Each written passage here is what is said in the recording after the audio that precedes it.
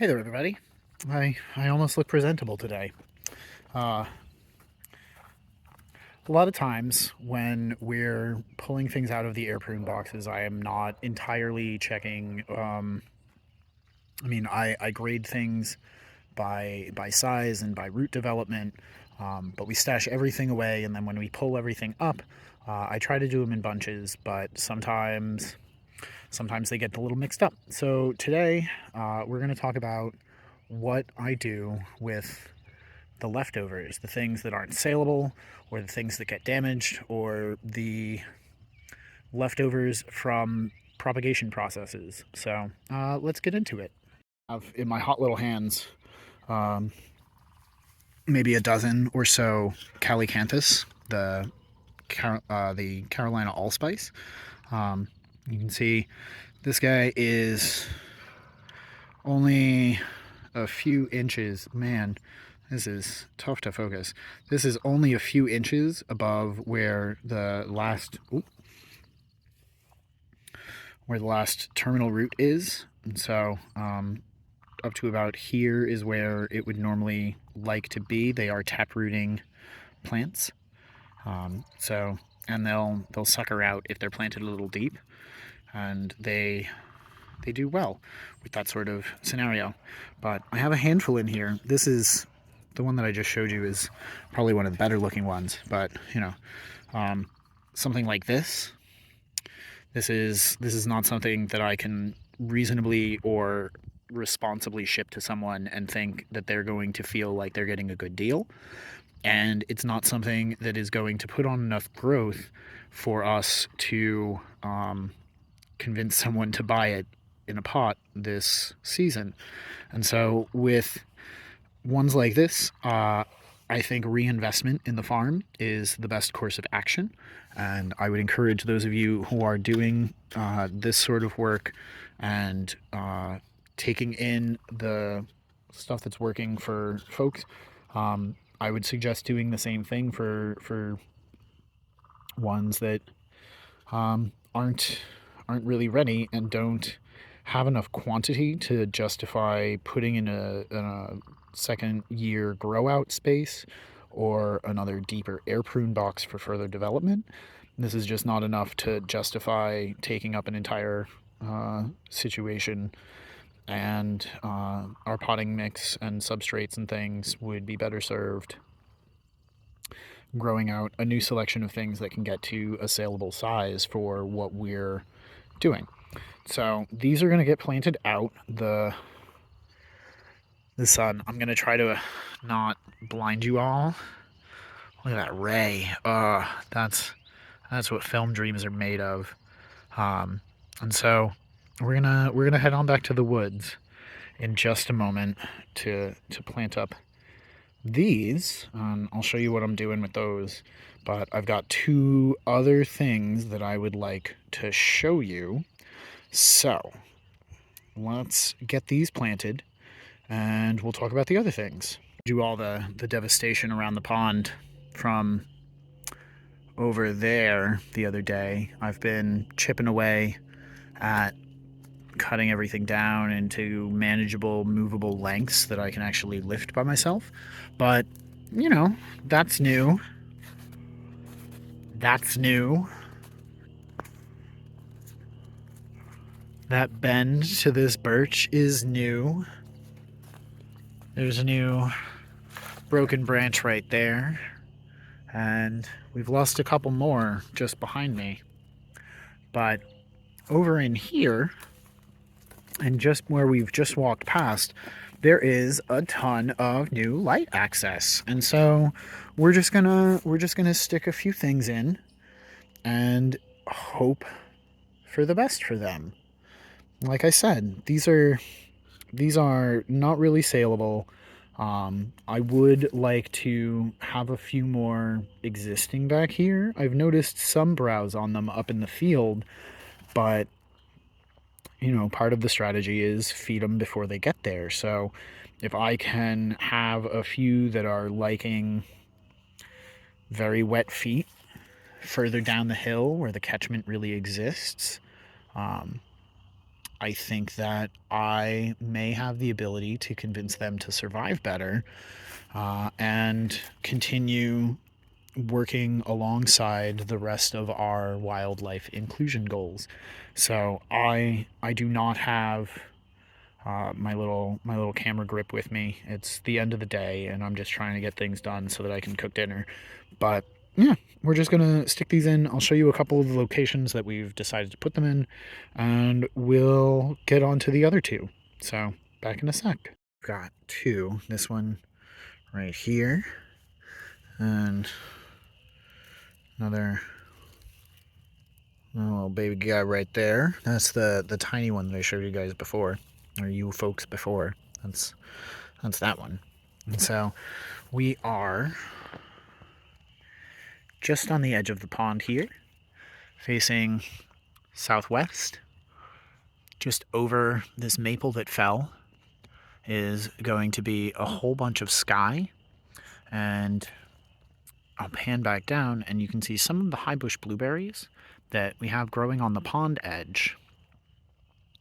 And the calycanthus should be able to get a little bit taller. They tend to be a little bit higher than these high bush blueberries have topped out at.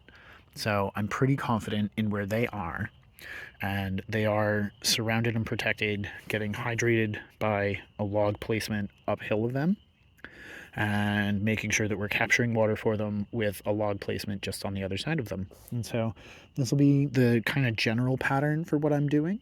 And yeah, I'm just gonna bang the rest of this out because it's getting dark. I have duck tours to get ready for and dinner to cook, and I'm sure that you all will understand.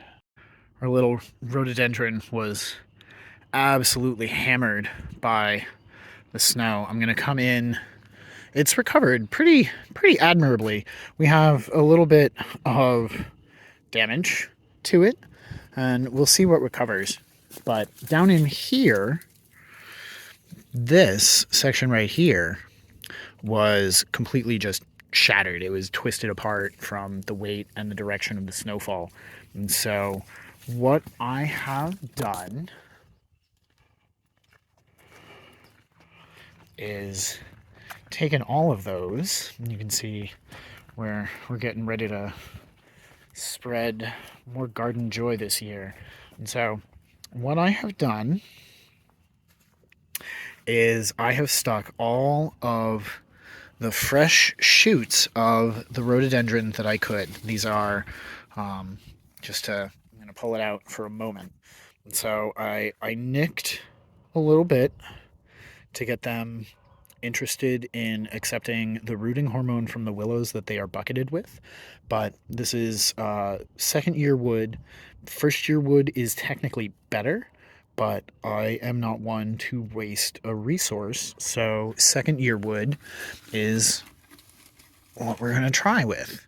And so there are just a ton of these in here, just crammed full with willow branches. We have the Rose of Sharon cuttings that our neighbor gave us. We have a propagation bed that I'm watering with the willow water as I replace the water. I prefer to do refreshes just so we don't get anything funky growing in with them, and adding oxygen and the rest of nature to the mix just seems to do the trick. I haven't had a serious breakout of any kind of film or gunk once the water from the bucket has been applied to another space. So we have an air prune box up there. We have a couple dozen planted out in the field. And we have another bucket of the Rose of Sharon situated similarly to my little rhododendron. And everybody loves a rhododendron, especially the bumblebees. So I'm okay with making a few more of them. I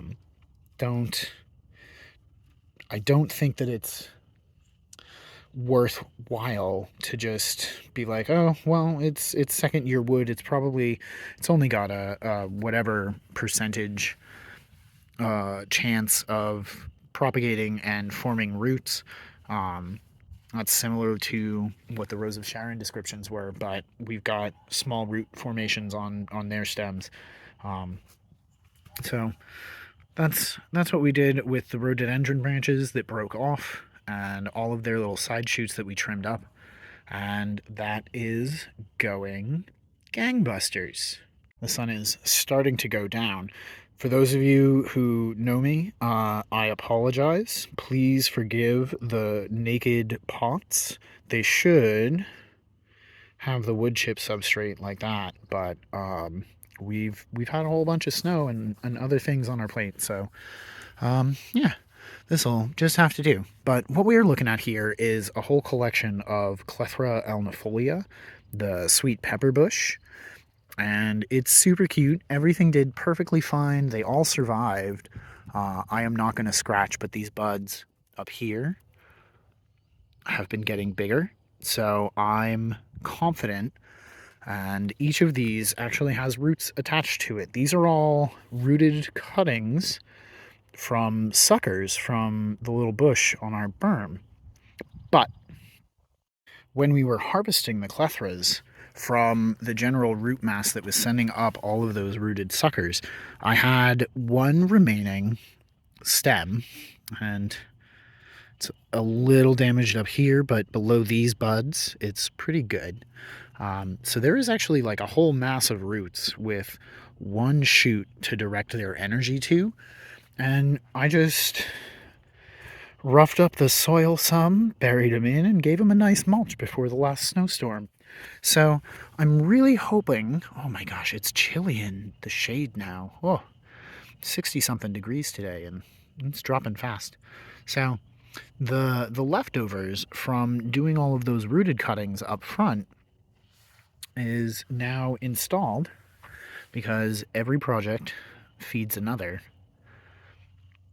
So now we have another clethra down here in a spot that is a little bit better for it, reasonably.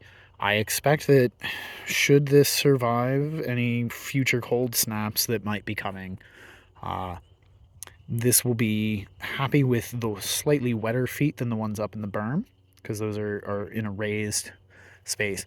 But this one is at the bottommost of the uphill food forest, catching all of this water and runoff and melt in this last higher organic matter sponge that soaks up all of the water that comes down the hill and saturates as it lenses down towards the woods. So if you are taking cuttings of things and it is better and more manageable for you to take a whole mass of root cuttings and then section them out, knowing that you have access to hydration and being able to reduce further damage or any additional damage that is over and above what's required for the cuttings you're taking, think about reinvesting that plant material into your own system so that you have future cuttings, and reinvest and feed your next project and your next year's propagation goals